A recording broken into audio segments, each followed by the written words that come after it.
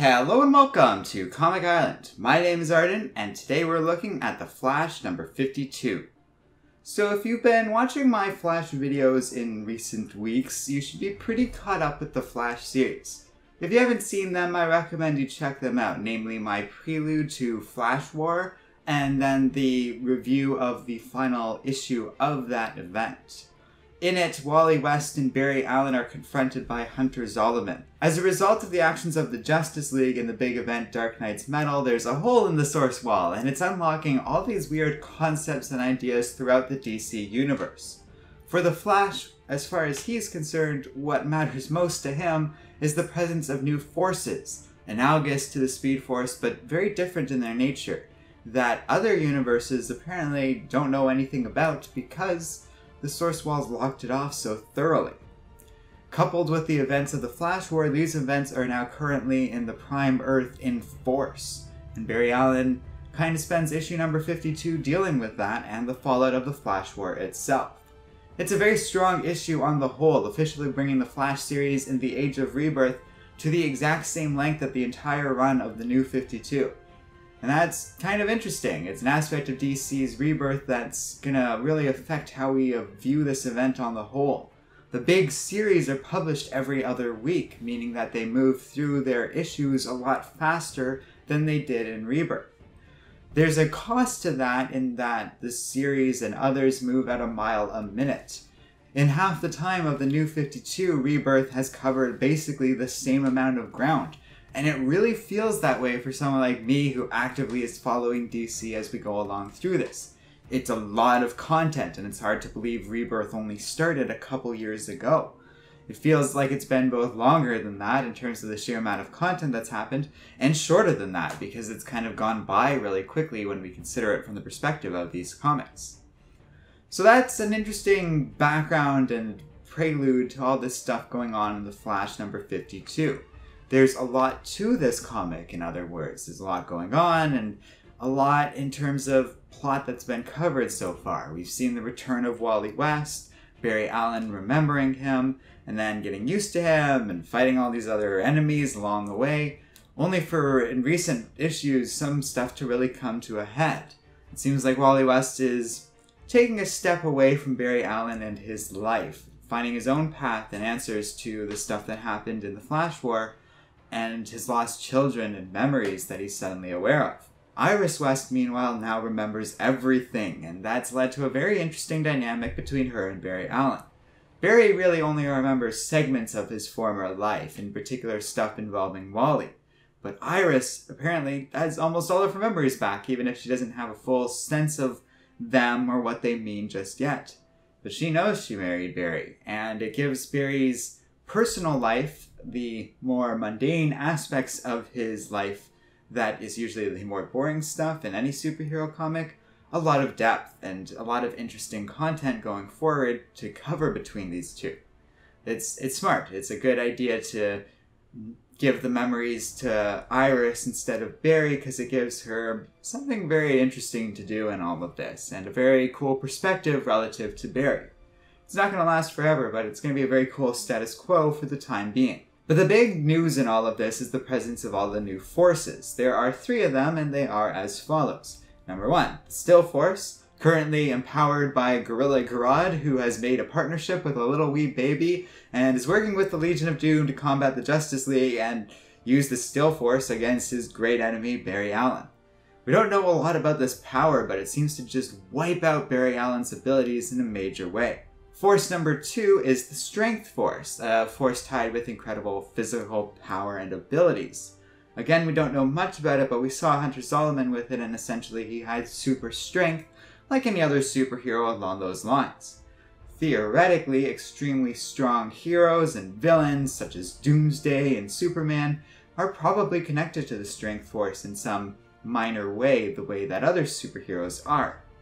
Finally, there's the Sage Force, associated with telepathy and mental abilities, as well as a heightened level of intelligence. Like the other forces, it's probably associated with heroes and characters that represent its power, and its power is all about mental ability and acuity and that sort of thing.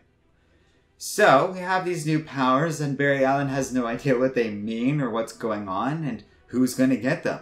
He goes to the Hall of Heroes, the big watchtower of the multiversal Justice League, gathers together all the other versions of the Flash and asks them about it, and they have no idea. That's where Flash number 52 starts off. We get to go to this big area that we don't get to see a lot of in DC canon. So fans of multiversity are definitely going to like this issue, because it kind of brings some of that back, and we get to see some very cool other versions of the Flash. Sadly, they don't provide him a lot of answers, so the rest of the story is taking place at Central City and dealing with Barry Allen trying to find this information out himself. Add to all of this, the Speed Force is officially completely disconnected from time travel and the ability to move throughout time, meaning that a visitor from the 22nd century, a cop named Commander Cold, is stuck here and is basically left to investigate the forces with Barry Allen whether he likes it or not. Together they discover that the Strength Force has chosen a new sort of representative, an old member of the Rogues named the Trickster.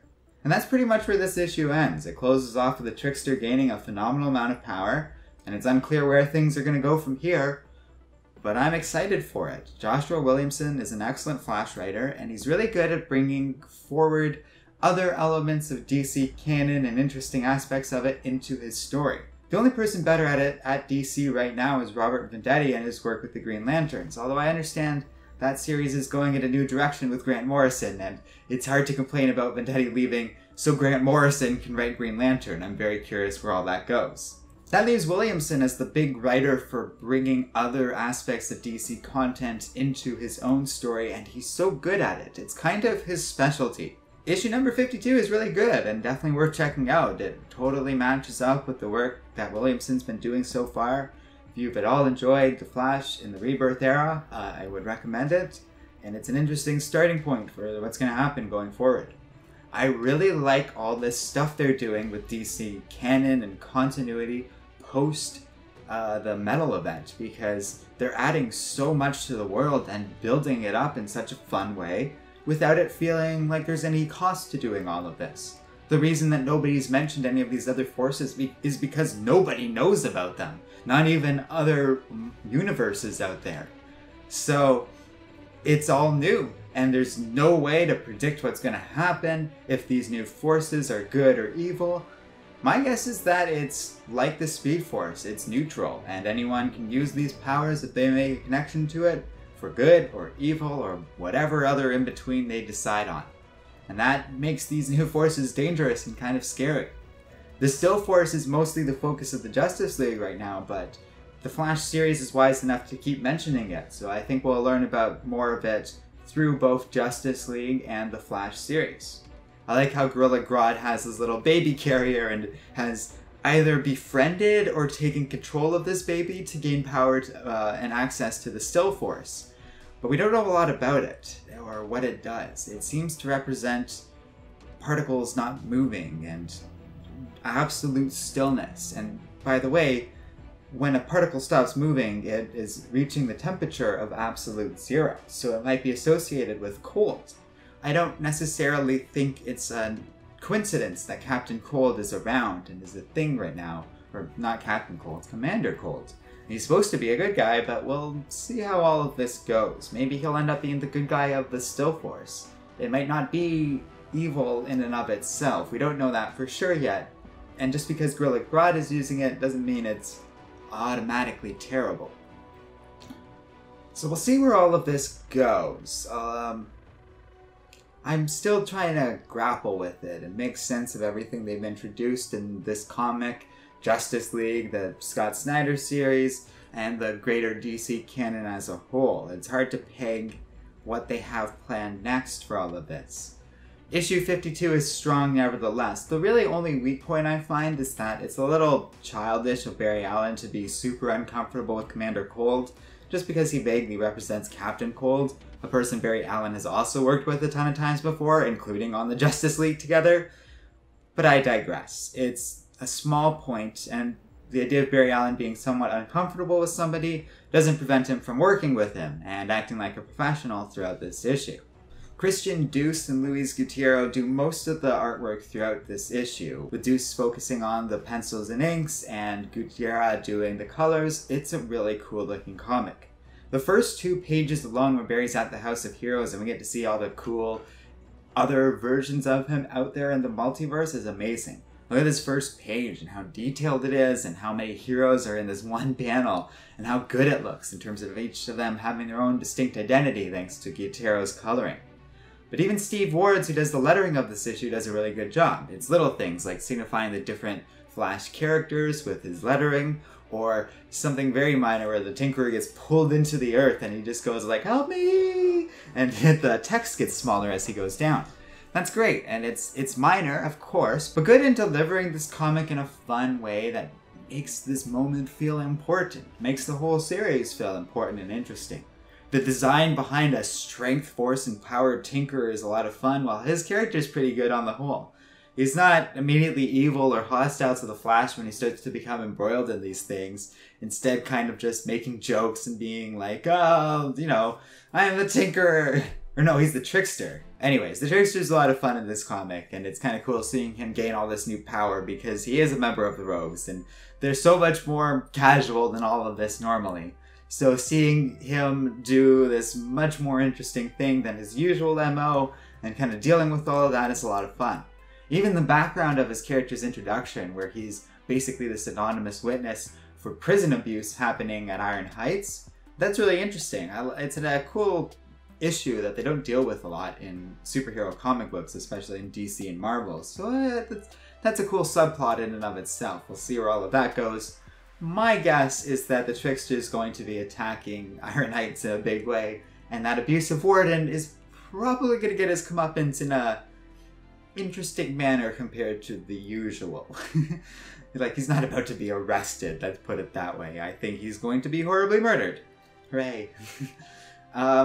And yeah, it's a really cool issue on the whole. I'm still not sure what the plan is going forward for all of this stuff, but there seems to be a plan. Like, all of this DC stuff seems to be barreling towards something, and I don't know what it is. And I'm very curious to find out. So let me know what you guys think in the comments section below. Thanks for watching, and don't forget to like, subscribe, and keep reading comics.